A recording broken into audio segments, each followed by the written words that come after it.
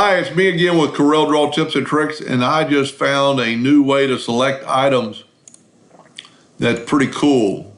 My new best friend, my macro guru, that I've shared some of his free macros here recently, he suggested this because this is something very not well known. So if you hold down the control button and one of the number keys from 1 to 9, and these are the number keys that are above your keyboard letters.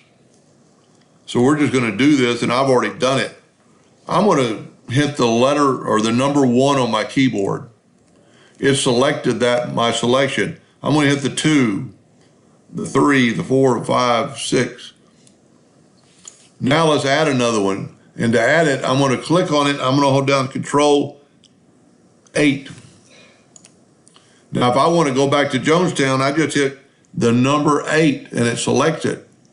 What's cool about that, I'm over here working on the map. And let's say I want to zoom on that 71, which is 1. I can double click on it and it zooms it in. I can hit number 2 and it zooms it into the number 2 spot. There's the number 3 spot, the number 4, the number 5, the number 6. Number 8, that is pretty slick. So give that a try. Control plus the number key, and then you can go back and press without using the control button and just press the numbers. Let's just do that. I'm gonna hit the 1 again.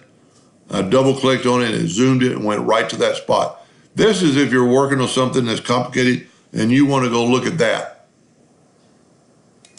Anyway, I hope that helped a little bit. Thank you for watching.